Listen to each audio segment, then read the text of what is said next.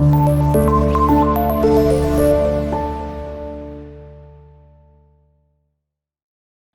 Student start करते हैं इसका थर्ड पार्ट, और ये शॉर्ट क्वेश्चन के लिए इंपॉर्टेंट है ज्यादा क्योंकि ये बिल्कुल शॉर्ट टाइम में हो जाएगा। Let's see, left hand side right hand side में प्रूव करनी है, चेंज करना है जी। पहला स्टेप क्या होता है, left hand side as it लिख देनी होती, solve. Now we take left hand side, what is the left hand side जी, हमें कहा जा रहा है 1 1 1 x y z y z z x and x y। वो कह रहे हैं इसको ये आंसर में चेंज कर दें, जरा गोल मंजिल देखते हैं हमारी मंजिल क्या है।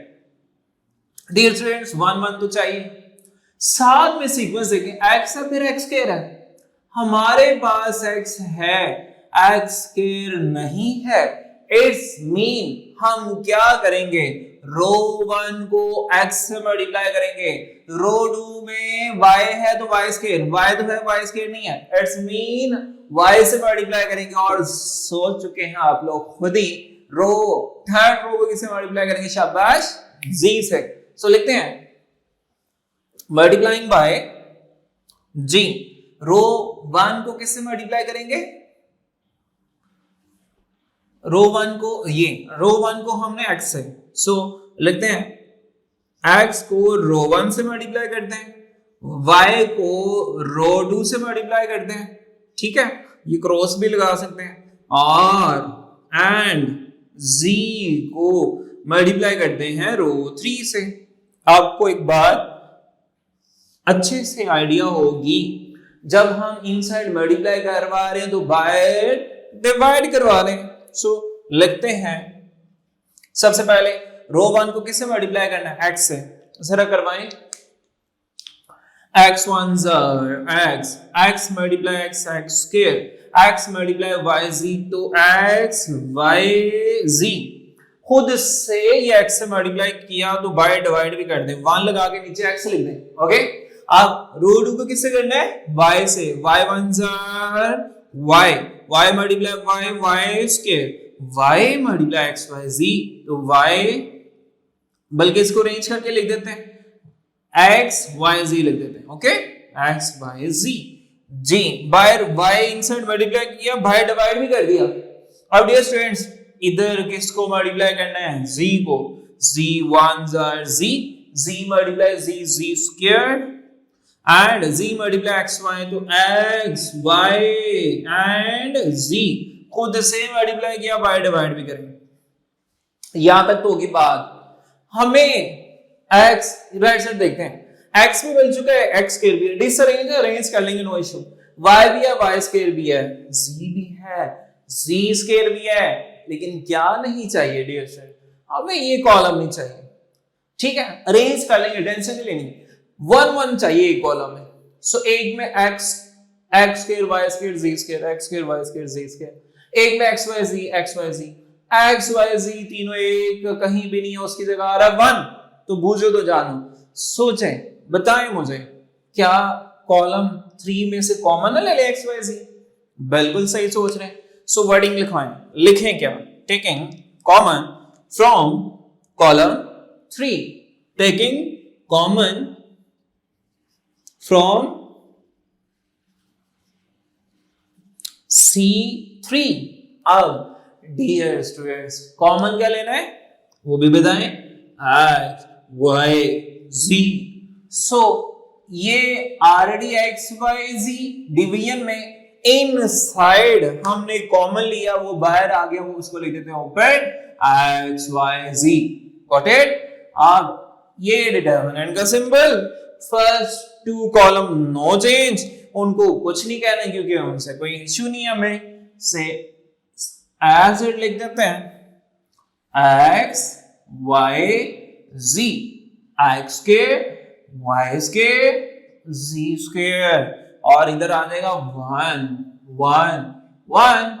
अब बेटा ये कटिंग 1 1 मल्टीप्लाई समथिंग, कुछ नहीं कहता 1। अब अलाइनमेंट करते हैं क्वेश्चन की। अब अलाइन करते हैं, अरेंज करते हैं। राइट हैंड साइड में आपको दिख रहा है कॉलम 1 में 1 1 है और हमारे पास तो थर्ड कॉलम में आ रहे हैं, तो क्या करें? सोचें, बताएं, शेयर करें अपने आइडियाज। जी, शिफ्टिंग करते हैं, चेंज करते हैं, किसको किससे? कॉलम 1 को सबसे पहले देखें, कॉलम इधर रेंज देखें, एक्स स्क्वायर वाई स्क्वायर जी स्क्वायर, ये इसको कॉलम 3 पे ले जाते हैं और कॉलम कॉलम 2 को किधर ले आए? 3 की जगह 3 को 2 की जगह, तो लिखेंगे इंटरचेंजिंग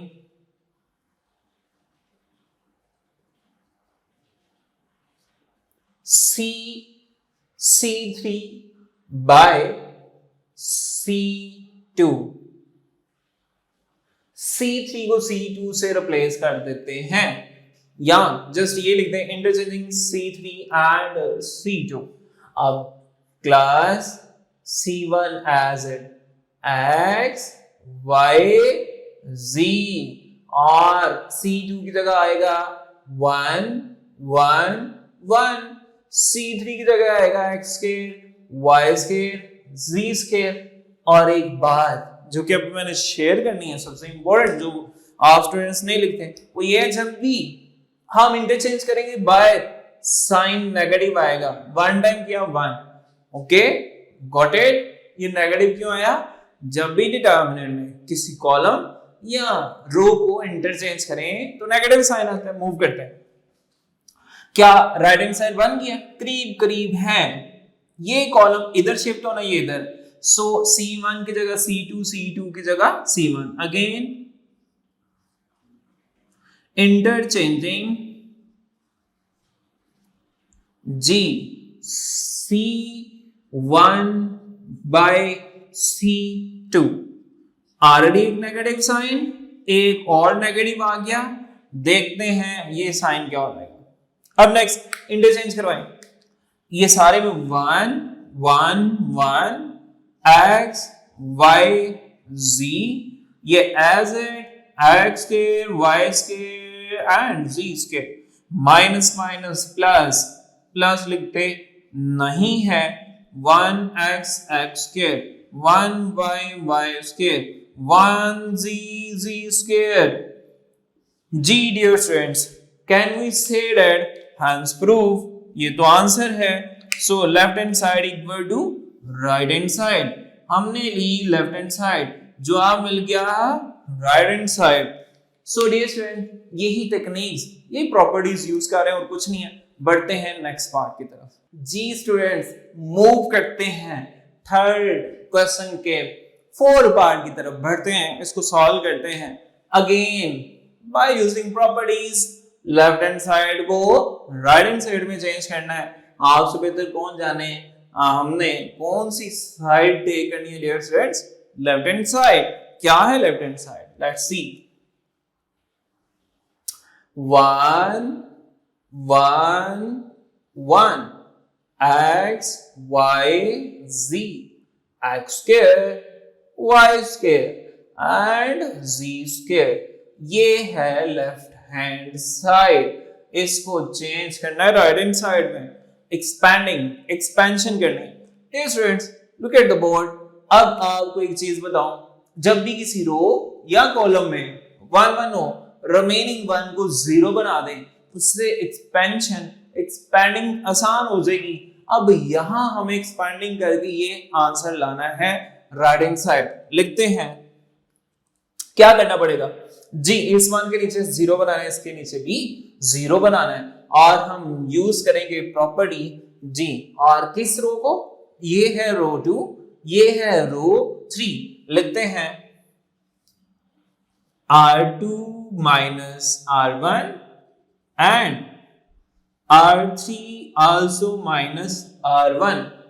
R2 में से भी R1 को सब्ट्रैक्ट करना है और R3 में से भी। अब बेटा ये R1 तो no change, 1 x x square. बताएं R2 में क्या चेंज आ रही है?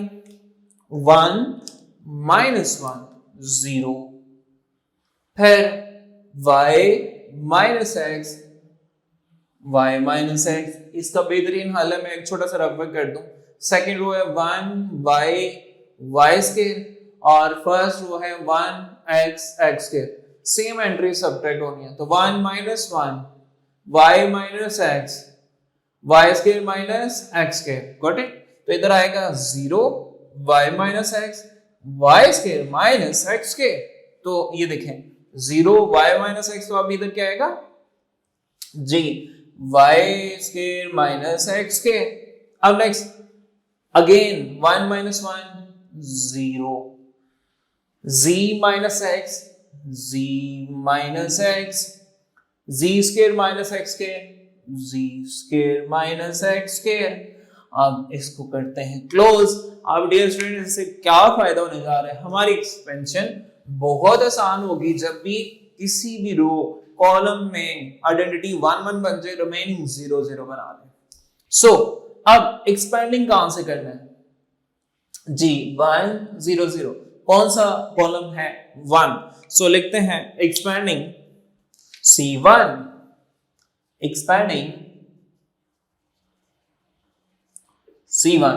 अब बेटा C1 से एक्सपैंड करना है, साइन याद रखना है जी, plus minus plus plus minus plus minus plus minus plus minus plus. अब मैं इधर से एक्सपैंड कर रहा हूं, तो साइन आएगा 1 के साथ प्लस, डिटर्मिनेंट जी, ये रो गई ये कॉलम गया, ये रो ये कॉलम, गुड बाय। आपको समझाने के लिए ये लाइन लगा देता हूं। अब इनको नहीं लिखना, आप यही समझ लें, मैं मार्कर रख देता हूं, जिन पे मेरे मार्कर आ रहे हैं उनको नहीं, उसके बिटवीन एरिया ये। अब रिमेनिंग आ गया y माइनस एक्स और y square minus x square, फिर z माइनस एक्स और z square minus x square.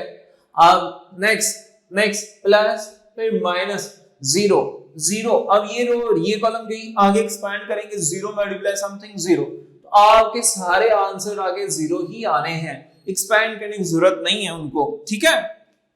अब ये इसलिए तो हम ये काम करते हैं, एक्सपेंशन हो जाती है आसान, फिर नेक्स्ट लिखने की जरूरत नहीं है, 0 मल्टीप्लाई समथिंग 0 0 मल्टीप्लाई समथिंग 0। अब डियर स्टूडेंट बढ़ते हैं, इसको एक्सपैंड करते हैं, ये लिखने की जरूरत नहीं है, 1 2 बाई 2 का आपको पता है डायगोनल को नॉन डायगोनल से, diagonal top left right bottom, उससे पहले एक आसान काम बना देता हूं, इजी हो जाएगा फॉर्मेट। वो ये है, ये y माइनस एक्स है, क्या ये a square minus b square नहीं है, इसको लिख सकता हूं y minus x into y plus x.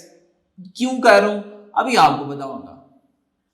इसको z minus x and z plus x, class 1 कुछ नहीं कहता, 1 लिखने की जरूरत नहीं, इग्नोर करें। क्या कॉमन है कुछ, बिल्कुल C1 रो 1 में क्या कॉमन है, रो वाइज चलते हैं। रो 1 में y minus x y minus x है, और लिखते हैं taking common y minus x from R1 and z minus x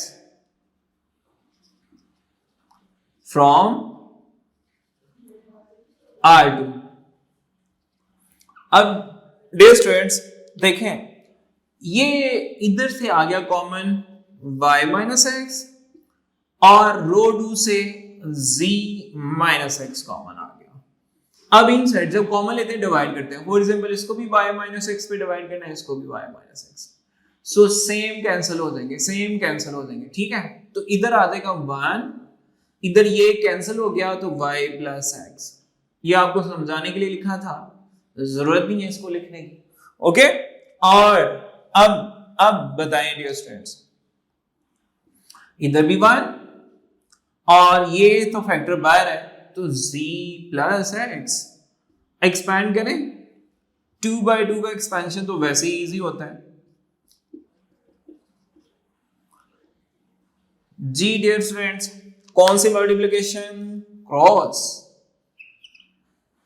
so students next देखें, हमने क्रॉस मल्टीप्लाई करवाना है, आपको आइडिया होगा 2/2 के मैट्रिक्स में डिटरमिनेंट फाइंड करते हुए हमें क्रॉस मल्टीप्लाई करना होता है टॉप लेफ्ट राइट बॉटम पहले लिखते हैं, इन्हें कहते हैं डायगोनल, गॉट इट। सो इसलिए डायगोनल को पहले लिखना है